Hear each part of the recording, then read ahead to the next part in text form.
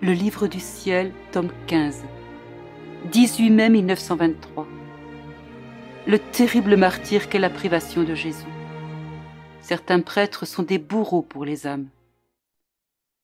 Je vivais de grands tourments, dépossédé presque totalement de mon doux Jésus. Son absence est un martyre terrible, non assorti de la possibilité de prendre le ciel par la force, comme c'est le cas pour les martyrs, ce qui rend douce leur souffrance. Être séparé de Jésus est un martyre déchirant qui ouvre un abîme entre l'âme et Dieu. On se sent mourir, bien que la mort ne vienne pas. Oh mon Dieu, quelle misère! Pendant que j'étais plongé dans cet abîme de souffrance, je sentis Jésus bouger en moi, et je lui dis « Oh mon Jésus, tu ne m'aimes donc plus !» Il ne fit pas attention à moi. Il me paraissait tourmenté, tenant dans sa main un objet noir qu'il était sur le point de lancer aux créatures. Puis il prit mon cœur dans ses mains et le serra fortement, le perçant.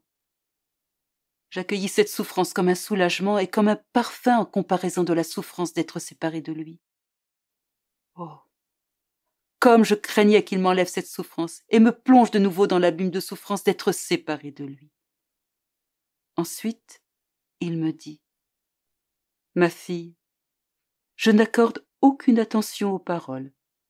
Je n'en accorde qu'aux réalisations. Crois-tu qu'il est facile de trouver une âme qui veuille vraiment souffrir? Oh, comme c'est difficile. Elles disent qu'elles veulent souffrir, mais dès qu'elles sont affligées d'une peine, elles se sauvent. Comme elles veulent se libérer. Je reste toujours seule dans mes souffrances.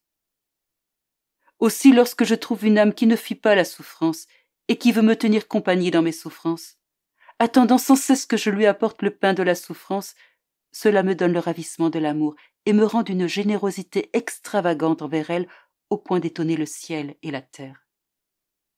Crois-tu que je reste insensible au fait que pendant que tu étais séparé de moi, tu désirais que je t'apporte mes souffrances? Pendant qu'il disait cela, il me fit observer que le Saint-Sacrement passait dans la rue. Il m'embrassa fortement, et je lui demandai « Mon Jésus, qu'arrive-t-il? Où t'en vas-tu et qui te porte ?» Il répondit tristement « Je vais chez une personne malade, portée par un bourreau des âmes. » Apeuré, je lui dis « Jésus, que dis-tu?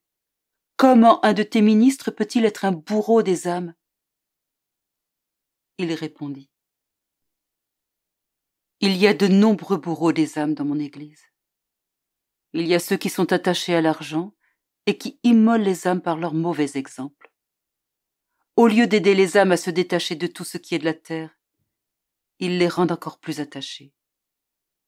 Il y a les indécents qui, au lieu de purifier les âmes, les défigurent. Il y a les bourreaux qui se vouent au passe-temps, au plaisir, aux promenades ou autres. Ils distraient les âmes plutôt que de les réunir et de leur inspirer l'amour de la prière et de la solitude.